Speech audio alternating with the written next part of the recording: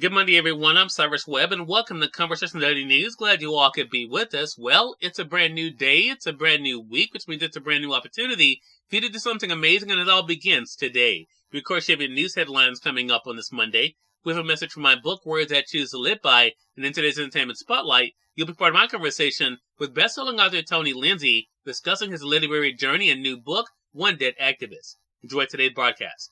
For Conversation Daily News, I'm Cyrus Webb with your Monday headlines. In international news, 68 dead and 4 missing after plane crashes in Nepal resort town. A plane making a 27-minute flight to a Nepal tourist town crashed into a gorge Sunday while attempting to land at a newly opened airport, killing at least 68 of the 72 people aboard. At least one witness reported hearing cries for help from within the fiery wreck, the country's deadliest airplane accident in 3 decades. Hours after dark, scores of onlookers crowded around the crash site near the airport in the resort town as rescue workers combed the wreckage on the edge of the cliff and in the ravine below. Officials suspended the search for the 4 missing people overnight and plan to resume looking today. A local resident who rushed to the crash site near the Seti River to help search for bodies said the rescue efforts were hampered by thick smoke and a raging fire. The flames were so hot that we couldn't go near the wreckage. I heard a man crying for help, but because of the flames and smoke, we couldn't get to him, the individual said. It was not immediately clear what caused the accident, Nepal's Civil Aviation Authority said on Sunday.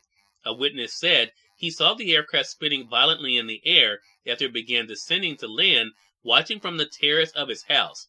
The Aviation Authority said the aircraft last made contact with the airport from near Seti Gorge at 10:50 a.m. before crashing.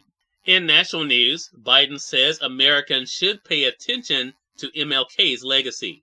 President Joe Biden made a historic pilgrimage on Sunday to America's Freedom Church to mark Martin Luther King Jr.'s birthday, saying democracy was at a perilous moment and that the civil rights leader's life and legacy show us the way and we should pay attention.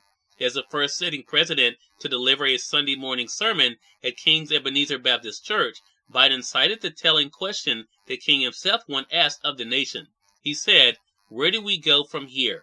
Biden asked from the pulpit, "Well, my message to this nation on this day is we go forward. We go together when we choose democracy over autocracy, a beloved community over chaos, when we choose believers in the dreams, to be doers, to be unafraid, always keeping the faith." In a divided country, only 2 years removed from a violent insurrection, Biden told congregants, elected officials, and dignitaries that the battle for the soul of this nation is perennial. It is a constant struggle between hope and fear, kindness and cruelty, justice and injustice. He spoke out against those who traffic in racism, extremism, insurrection, and said the struggle to safeguard democracy was playing out in courthouses and ballot boxes, protests, and other ways. At our best, the American promise wins out. But I don't need to tell you that we're not always at our best, said Biden. We're fallible. We fail and fall. In more national news, California gets more rain and snow, but dry days are ahead. More rain and snow fell during the weekend in snow-battered California, making travel dangerous and prompting new evacuation orders over flooding concerns along a swollen river near Sacramento. Bands of thunderstorms with gusty winds started on Saturday in the north and spread south, with yet another atmospheric river storm following close behind on Sunday, the National Weather Service said. After 2 feet of snow and gusty winds were expected in the Sierra Nevada, Interstate 80, a key highway from the San Francisco Bay Area to Lake Tahoe ski resorts, reopened after being closed most of Saturday because of slick roads, snow, and whiteout conditions. In more national news, Lisa Marie carved her musical path as she bore Elvis' legacy. She was dubbed a rock princess, but Lisa Marie Presley staked her own musical claim as a singer-songwriter, allowing her to express herself apart from, but sometimes alongside, her megastar father. Presley, who died last Thursday at age 54, bore a heavy weight, the daughter of musical royalty, the face of the Elvis estate, and fodder for tabloid gossip about her marriages. There was no question music would be a center point of her life, starting when she was a child, singing for her father, the king with the unmistakable voice. And finally, in entertainment news, Avatar 2 and Megan hold on to top spots at the box office. New movies like Plane and House Party were no match for Avatar: The Way of Water, and the killer doll horror Megan at the box office over the weekend. The two holdovers topped the charts, again according to studio estimates on Sunday. That made the top 5 movies over the weekend. Number 1, Avatar: The Way of Water with $31 million. Number 2, Megan with $18 million. Number 3, Puss in Boots: The Last Wish with $13 million. Number 4, A Man Called Otto with $13 million. And number 5, Plane with $10 million. Cyrus Webb, Conversations Daily News. It's now time for a message from my book, Words I Choose to Live By. Enjoy. I'm Cyrus Webb, and welcome to Monday's episode of Words I Choose to Live By.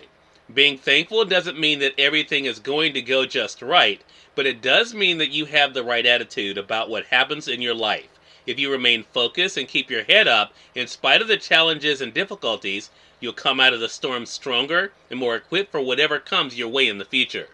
Have an amazing Monday. We are part of my conversation coming up with Tony Lindsay in today's Entertainment Spotlight. Stay with us. You're listening to Conversation Daily News. For Conversation Daily News, I'm Cyrus Webb with Entertainment Spotlight. Best-selling author Tony Lindsay joined me on Conversations Live, the radio show, to talk about his literary journey and new book, One Dead Activist. Here's a bit of our conversation. Tony, thank you again for the time. Really appreciate it. Oh, no, Cyrus. Thank you, man. It's great to be here. Thank you so much. Hey, man. Pleasure's definitely all mine. Tony, it's been so great to be able to see your journey along the way, to be able to read your books along the way. I want to talk about, though, the experience for you. What has it been like for you as you've gone from state to state, city to city, meeting readers, and to see the response to your work? Oh, that's probably the best feeling in the world, Cyrus. Seeing people who have read it and have questions and want to talk about the stories and the plots, that's always really good. I enjoy it. And, not only the face-to-face when it happens in email or on the internet, that's always the best part because they've accepted the fictional life of these characters. And they were so involved enough in the story to have concerns and cares and want to know if I'll revisit them. So that's what it's all about, really. Well, since you mentioned revisiting, I'm going to speed things up a little bit when it comes to David Price, because that's exactly what you've been able to do. Talk to us about him and why he, out of all the other characters that you think, Tony, is one that you continue to come to time and again. Oh, good question, Cyrus.